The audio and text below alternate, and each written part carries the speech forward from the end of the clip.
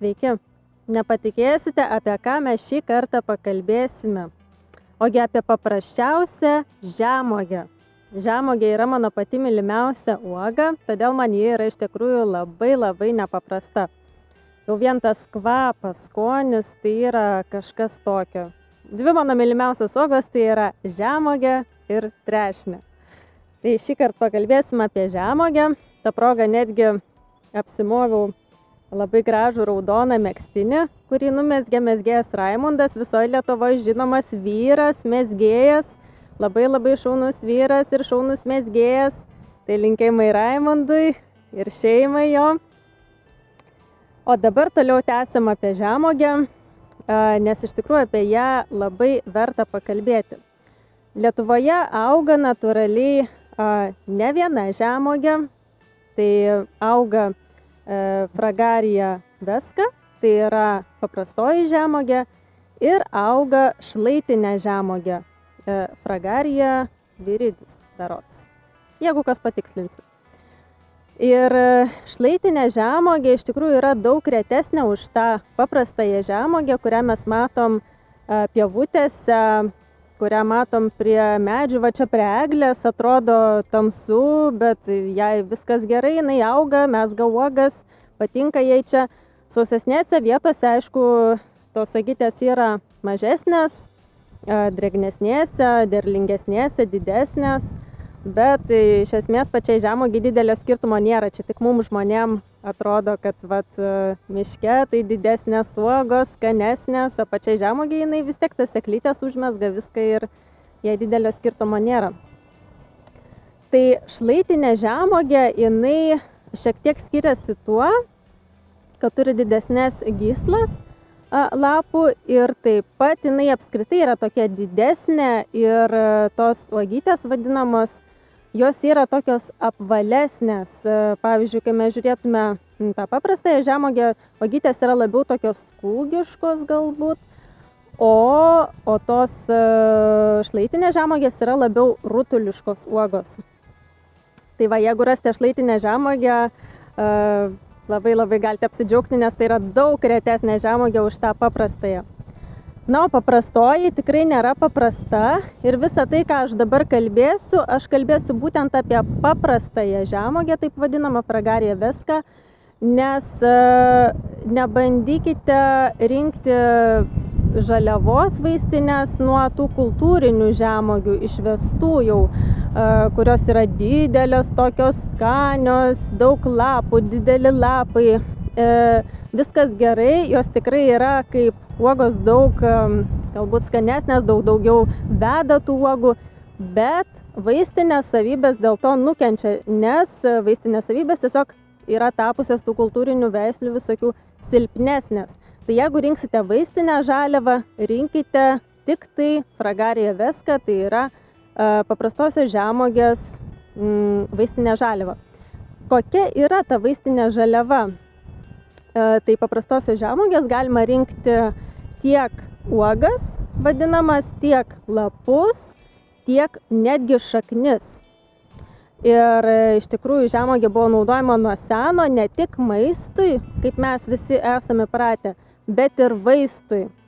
Dabar mes matom, kaip žmonės tiesiog kibirais nešasi iš miškų, iš pievų, žemuogių tos vaisius, uogas ir negali atsidžiaugti. Tai iš tikrųjų tai yra be galo didelis vitaminų šaltinis, visų pirma vitamino C, tai yra didžiulis geležies šaltinis, tos pačios uogytės, visokiausių vitaminų ir kalcio turi, ir ko tik tai jos neturi, ir rauginių medžiagų, ir lapai turi rauginių medžiagų. Visko čia ir neišvardinsiu, tuo labiau, kad ir nelabai išeina visko atsiminti, bet tokius pagrindinius dalykus užakcentuosim. Dar vienas yra įdomus momentas, kad pati uoga vadinama žemuogės iš tikrųjų tai nėra vaisius, tai yra vadinama netikras vaisius, nes uogytė, kaip pastebėjote, ta raudona, jinai turi sėklytės ir tos sėklytės yra tokiose kaip dobelėse ant to raudono minkštimo.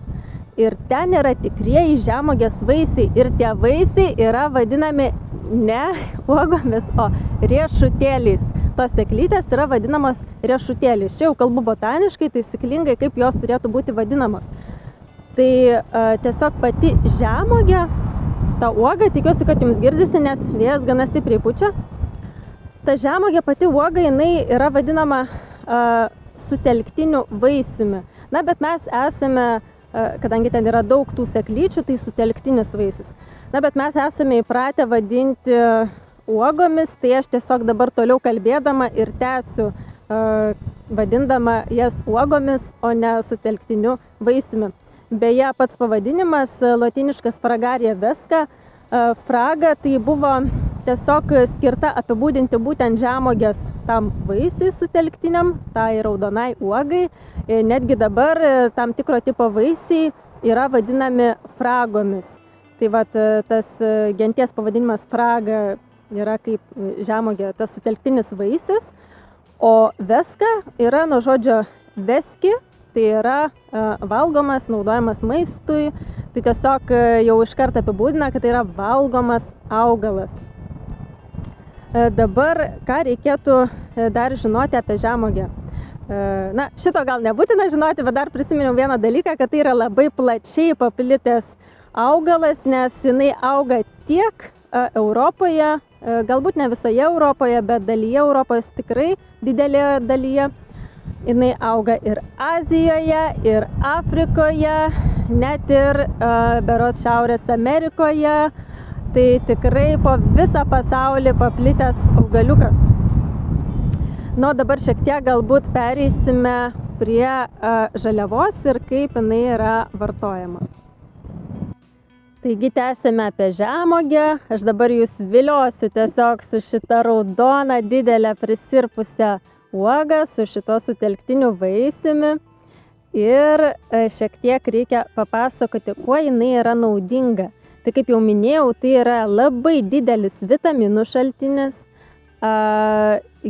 Galima sakyti, gydoma avitaminozė, kai žmogus yra labai nusilpęs ir sakysit, na gerai, dabar aš galiu tų žemuogių pasiskinti, pavalgyti porą kartų per dieną, viskas gerai, bet o ką daryti žiemą? Žiemą, pavyzdžiui, kai esi nusilpęs, kai trūksta vitaminų, tai tokiu atveju tiesiog galite susirinkti gerai sunokusias tas uogytes ir tiesiog susidžiovinti. Aišku, kitas būdas yra galima užšaldyti. Geriausiai, kiek žiūrėjau, šaldosi sutrintos su cukrumi, bet galite galbūt ir tiesiog tyrelę tokią užsišaldyti. Kam to cukraus iš tikrųjų bereikalingo? Beje, kalbant apie cukrų ir uogienės ar kažkokias tai sultis, tai turbūt pastebėjote, kad labai retai kada eina pamatyti žemuogių uogienę. Na, aš asmeniškai galbūt netgi nesu gyvai mačius, gal kažką girdėjus, kad gal kažkas gamina, bet yra viena tokia problemėlė su žemuogių uogiene, kad tiesiog pati žemuogė kaip uoga jinai yra labai kvapni, labai aromatinga, ten yra daug tų aromatinių medžiagų, bet tam tiesiog paprastai kaip uogienę verdant, tos medžiagos kažkaip jos su laiku pasikeičia ir ta uogienė gali įgauti tokį nemalonų terpentino kvapą ir skonį. Ir turbūt tai viena iš priežasčių, kodėl tokių kaip atskirų žemuogių uogienių nelabai kas ir verda. Galbūt ne dėl to, kad tiesiog tingi surinkti, galima nusipirkti ir kibirais ten ir viską iš tų rinkėjų, bet tiesiog dėl to terpentino kvapo ir skonio, na, jis pasidaro kitoks, netoks malonus ir dėl to nelabai verta daryti. Bet galima kažkiek tų uogyčių pamaišyti į kitas uogienes, į kažkokius kitus desertus ir tokiu būdu neturėtų ten labai jaustis kažkaip to terpentino. Taip pat panašiai kažkaip gaunasi ir su sultimis, jeigu bandysite ilgesniam laikui išlaikyti. Tai geriausia yra tiesiog pačias žemuoges arba džiovinti, arba šaldyti. Tai va tokie du geriausi būdai. Dabar, kaip minėjau, vaistiniai žaliavai yra naudojami ne tik tai vaisiai, ne tik tos uogytės, bet ir lapai. Lapai yra taip pat labai ypatingi ir daug kas juos tiesiog nuvertina, bet iš tikrųjų tai yra stiprus, taip pat kaip ir vaistas, galima sakyti, nuo daugelio įvairių ligų. Ir lapai yra renkami, geriausia juos rinkti tada, kai žemuogė žydi. Paskui truputėlį jie su laiku apkarsta ir ta pati arbata gali būti nelabai skani. Ir daug kur tiesiog rekomenduoja žydėjimo metu rinkti lapelius, tai idealiausia būtų gegužės mėnesį. Bet kadangi dabar jau yra birželis, tie, kas žiūri galbūt gegužės mėnesį, tai susirinkit gegužę kitais metais. O tie, kas žiūri birželį, tai galit pasirinkti ir dabar tų lapelių, vis tiek jie tikrai turės ir tų vaistinių savybių, bet gali būti truputėlį kartesni. Tai dabar kaip yra renkama? Renkami yra lapeliai ir tiesiog daug kur tikrai radau liaudies medicinos literatūroje pažymėta, kad rinkti be kotelių geriausia lapelius. Iš tikrųjų neradau tikslios priežasties, kodėl, galbūt ten tiesiog tų vaistinių medžiagų nelabai yra ir tokie kaip beverčiai jie gaunasi. Tai tiesiog, kai rinksite, rinkite pačius lapukus, nuskindami kotelį. Džiovinti reikėtų, kaip ir kitas vaistažoles, tiesiog pavėsyje, gerai vėdinamoje patalpoje, kad nebūtų labai drėgna, sausoje patalpoje. Šitos dalykus jau turbūt žinote. Tai va tikrai galite pasirinkti tų lapukų, nes jie jums pravers ir žiemą ir nuo peršalimo. Ir uogyčių galit pasidžiovinti, jeigu turite daug. Jeigu nėra daug, tai geriau iš karto uogytės kiškit į burną, suvalgykit ir džiaukitės jomis dabar, nes šviežios uogos, aišku, jų niekas nepakeis ir dabar reikia mums, kol jų yra, iš tikrųjų šiuo metu ir prisisveikatinti. Bet yra dar vienas įdomus dalykas. Tikrai žinokit, nežinau, begalį šaltinių apie žemuogės yra paminima, kad yra nemažai joms alergiškų žmonių. Aš iš tikrųjų labai nustebau ir tai tikrai ne vienam šaltinį buvo paminėta.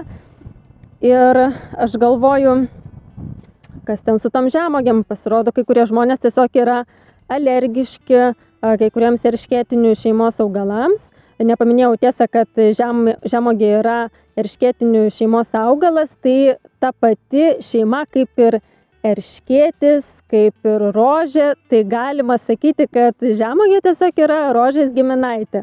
Ir beje, kalbant apie vitaminų kiekį, tai šitoj vietoj dėja turėsiu kažką ir truputėlį nelabai gero pasakyti apie žemuogę. Tai kalbant apie vitaminą C, juodieji serbentai ir erškėčių vaisiai turi daug daugiau vitamino C, bet žemuogė turi ir kitų labai daug gerų savybių. Tai tikrai nenuvertinkim ir irgi vartokim visko po truputį ir gausim visokių įvairių medžiagų. Taip. Tai va, įsivaizduokit, miške, pavyzdžiui, prisivalgot žemuogių, atrodo viskas gerai ir staiga nei iš šio, nei iš to pradeda niežėti oda. Tiesiog tokios kaip puslelės iškyla, kaip spogeliai tokie niežtintis ir ne nuo uodų, ne nuo kažko, bet gali būti, kad jūs tiesiog esate alergiškas tam tikrai žemuogėse esančiai medžiagai. Tai tokiu atveju geriau jų tiesiog nevartokit, nedirginkit be reikalo savo organizmo tomis uogomis. Kai kuriem netgi skaičiau, kad ir traukuliai būna, pakyla karštis, o labai alergiškiam žmonėm ten iš vis gali labai blogai būti. Tai tiesiog pasižiūrėkit, ar jums taip nėra, ar neniežti, ar nekyla karštis ir tada galite vartoti tas žemuogės. Aš nusiekiau, bet iš tikrųjų tai yra nejuokingi dalykai, tos alergijos. Tiesiog reikia labai žiūrėti ir įdomus dalykas, kad nuo paprasčiausių žemuogių gali irgi būti ta alergija. Tai būkit irgi atsargus ir valgykit saikingai, nes nuo labai didelių kiekių žemuogių gali pradėti netgi pykinti ir šiek tiek ir vidurių susukti, virškinimas kažkaip nelabai gerai pradėti veikti. Tai viską, aišku, su saiku, sveikatinkimės, bet protingai.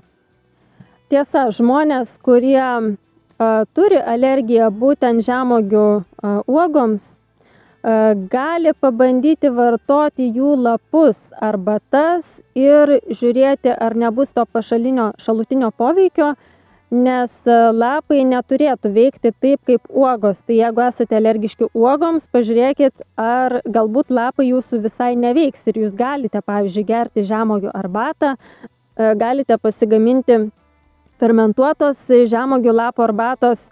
Tai yra be galo skanus, kvapnus dalykas, labai gerai praturtinantis ir kitas arbatas, į mišinius arbatų galima įdėti. Pavyzdžiui, aviečių lapai man yra žiauriai skanus kaip arbata, tai aviečių arbatą aš galėčiau gerti ir gerti, bet aišku, ją reikia gerti su saiku, nes tai yra vis dėlto ir vaistinis augalas. Bet pavyzdžiui, aviečių arbata su žemuogių arbata labai skaniai dera ir tikrai galite pasidžiovinti tų žemuogių lapelių. Aišku, žiūrėkite, kad nebūtų labai kartus, kad nesugadintumėt paskui tų mišinių, dėl to tos lapukus geriau kuo anksčiau nuskinti dar iki uogų vedimo. Bet jeigu sveikatinimui, tai galite, jeigu neskoniui, bet sveikatinimui, tai galite rinkti juos ir birželį ir kada randate. Nuo ko dar yra vartojami žemuogių tiek lapai, tiek uogos, net ir žiedus galima skinti taip pat vaistams ir šaknis, kaip minėjau. Tai yra iš tikrųjų labai nuo daug ko. Pradėti galima nuo įvairių akmenlygių, jeigu turite inkstų akmenlygę, tulžies pūslės akmenlygę, dar kažkur tų akmenų, tai tiesiog patariame tada vartoti žemuogių lapų, uogų arbatą. Nuo podagros, aišku, viską, ką aš sakau, pasiklauskite gydytojų ar vaistininkų, ar jums tikrai galima, galbūt veiktų su kitomis veikliosiomis medžiagomis, kurias vartojate vaistų pavidalu. Tai tiesiog visada geriau yra pasitarti, negu savavališkai kažką daryti. Bet iš tikrųjų, nuo seno taip yra rekomenduojama ir nuo reumato, taip pat nuo kosulio, peršalimo ligų žemuogės, taip pat net ir nuo viduriavimo, kadangi žemuogių lapai, jie turi rauginių medžiagų ir, veikia, galima sakyti, sutraukiančiai. Tai iš kitos pusės, nuo viduriavimo ir kūdikiam, mažiem vaikučiam labai būdavo senoviai naudojamas toks kaip ir užpilas žemuogių lapų ir žiedų ir šaknų, kai jie labai stipriai viduriuodavo ir tiesiog nelabai eidavo sustabdyti tą viduriavimą, tai jau tada griebdavosi visokių žemuogių lapų, užpilų ir po šaukštą ten ar po kiek, nežinau, ir padėdavo. Iš kitos pusės rekomenduojama ir nuo užkietėjusių vidurių, bet iš tikrųjų, radau ir tokią informaciją, tai kaip supratau, labiau uogos yra naudojamos viduriams laisvinti, o lapai labiau kietinti, kai yra viduriavimas. Tai tiesiog pasibandykit, kaip jums veikia. Ir tada galėsit pagal save ir naudoti. Taip pat daromos vonelės ir hemorojui, taip pat ir vidų vartojama. Labai daug tų visokių gerų savybių iš tikrųjų turi tos žemuogės. Tik tai reikėtų šiek tiek atsargiai naudoti nėščiosioms ir maitinančioms moterims. Ne dėl to, kad tai būtų kažkoks labai nuodingas, pavojingas augalas, bet tiesiog nėra atlikta pakankamai mokslinių tyrimų, kad būtų galima tvirtai teigti, kad tikrai galima vartoti nėščiosioms. Tiesiog trūksta informacijos. Tai geriau tada arba pasikonsultuoti su gydytoju, arba nevartoti. Tiesiog vardan saugumo vaikučio.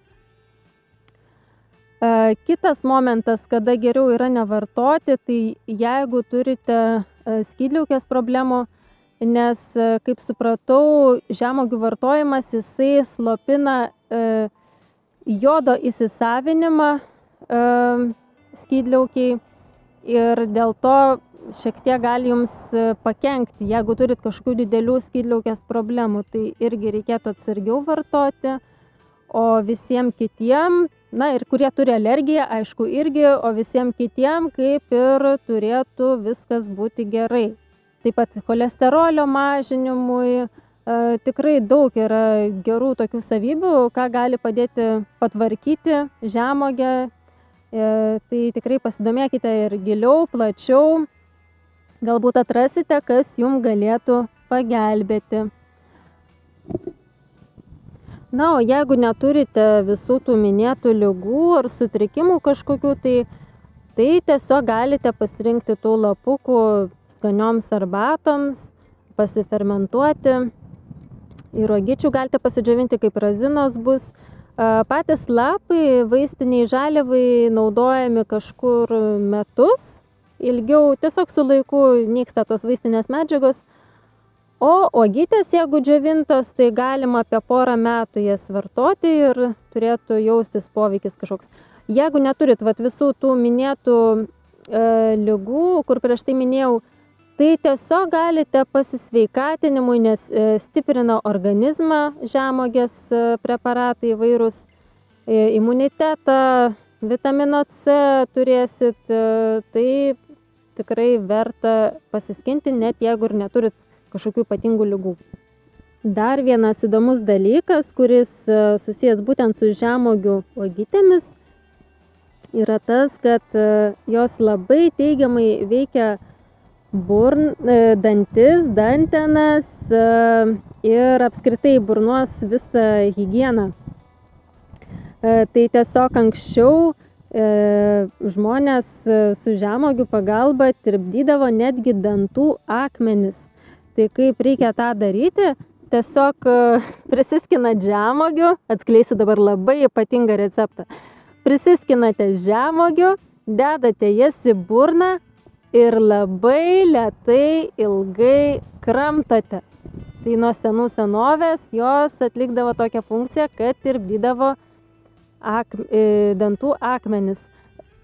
Vat iš tikrųjų dabar pagalvojau, įdomus dalykas, rekomenduoja tų žemuogių ir nuo įvairių akmenlygių ir dabar pagalvojau, tai logiška iš tikrųjų, kad jos tirpdo ir tuos dantų akmenis. Tai tikrai įdomus dalykas. Ir ne tik, jeigu, pavyzdžiui, turite dantenų problemų, tada galima tas uogytę susirinkti, susitrinti tokią kaip košelę, užpilti vandeniu šaltu, paskui nukošti ir skalauti burną. Ir turėtų šiek tiek taip pat ir dantenom pagelbėti. Skaičiau, kad net ir įvairi, ir blogam burnos kvapui taip pat turėtų padėti skalavimas ir valgymas. Žodžiu, tai uogytė ir lapai nuo daugelio įvairių negalavimų, sutrikimų ir ligų. Ir dar plus jinai valo visokias nuodingas medžiagas iš mūsų organizmo, toksinus visokius. Tai tiesiog naudokite sprogą ir būtinai paskanaukite dabar šių uogyčių, pasirinkit džiovinimui ir pasirinkit taip pat ir lapelių pasisveikatinimui. Tai šį kartą tiek apie žemuogę. Ačiū, kad žiūrėjote. Ačiū, kad prenumeruojate šį kanalą Gamtos poezija. Kas dar to nepadarėte, kviečiu padaryti, paspausti prenumeruoti ir tuomet gausite pranešimus apie naujausius vaizdo įrašus. Taip pat kviečiu spausti patinka, jeigu patiko. Kviečiu pakomentuoti ir iš tikrųjų, mėly žiūrovai, turiu jums kelis klausimus, kurie mane labai domina. Ar turite žemuogėms alergiją? Ar esate susidūrę, kaip jūs veikia žemuogės, jeigu turite alergiją? Kitas klausimas, ar esate bandę gaminti žemuogių uogienę ir kaip sekėsi? Ar tikrai ten buvo tas terpentino kvapas ir, taip sakant, ta uogienė nepavyko? Arba pradžioje pavyko, paskui pradėjo, taip sakant, atsirado tas kvapas ir jinai nebebuvo tinkama valgymui. Tai va, šitie klausimai man bus labai įdomus, galbūt esate susidūrę, išbandę, arba kažką dar žinote apie žemuogę įdomaus, tai labai kviečiu pasidalinti komentaruose. Turbūt ir viskas. O kas norite, Kviečiu taip pat tapti Gamtos poezijos patronais. Yra toks kanalas Patreone Gamtos poezija, kur galite užsiprenumeruoti ir tuomet gausite ir straipsniukų apie įvairius gamtos reiškinius, dabar buvo apie pomidorus, tikrai daug įdomių dalykų. Tai ačiū, kad žiūrite, būkite sveiki ir iki kitų kartų.